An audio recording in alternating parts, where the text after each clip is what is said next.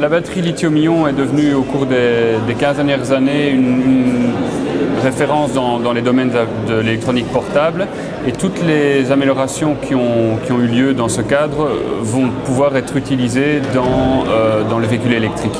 Pour le véhicule purement électrique, le principal problème maintenant, c'est l'autonomie. C'est effectivement que la batterie, malgré toutes les améliorations, reste un facteur limitant, et il est difficile actuellement d'obtenir des autonomies de plus d'une centaine de kilomètres sans avoir des batteries qui seraient démesurées. Donc on travaille sur les deux domaines, l'amélioration des performances qui permettra à poids égal ou à volume égal d'avoir une autonomie plus grande, mais également une diminution des coûts qui se fait en partie par de l'optimisation du système, mais également via l'amélioration des performances. En utilisant des matériaux plus performants, on diminue les coûts périphériques du reste de la batterie, et il y a également beaucoup d'optimisation à faire au niveau donc de la production, des économies d'échelle, etc.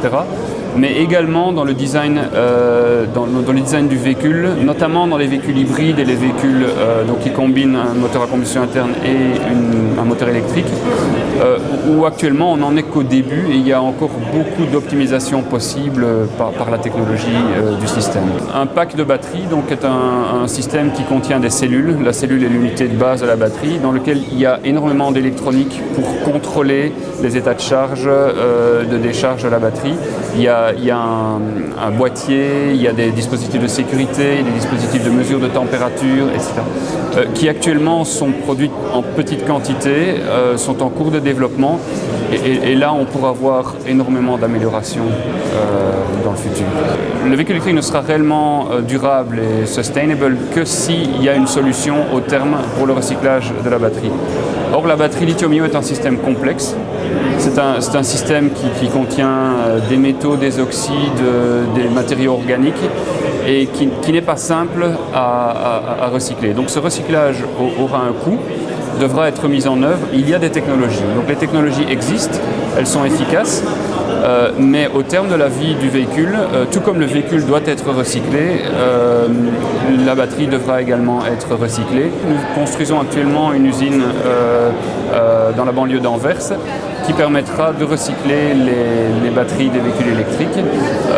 C'est actuellement une unité de démonstration, mais qui aura déjà une capacité de l'ordre de 7000 tonnes par an, et qui va nous permettre de valider cette technologie. Mais nous la maîtrisons bien, et elle est disponible, elle a une efficacité tout à fait acceptable, donc nous sommes prêts. Beaucoup de véhicules électriques vont être mis en service sous forme de leasing, et très souvent, même si le véhicule est vendu, les batteries, elles, sont mises à disposition sous forme de leasing, ce qui veut dire qu'à un certain moment, la batterie sera remplacée parce que ses performances ne seront plus suffisantes pour les besoins du véhicule.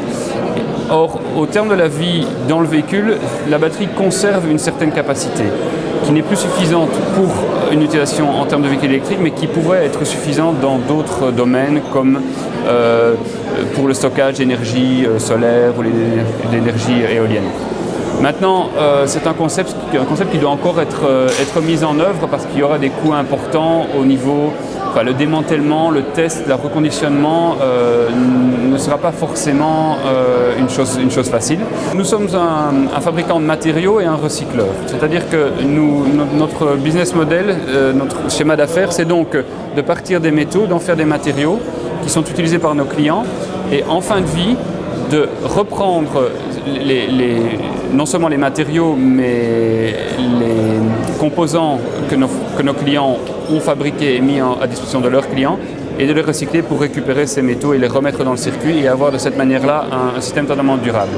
Donc Umicore, parce que nous faisons des matériaux, nous comprenons l'application. La connaissance de l'application est fondamentale pour nous. Et donc, nous avons certainement une valeur ajoutée là, parce que nous sommes compétents dans le domaine de l'utilisation des batteries.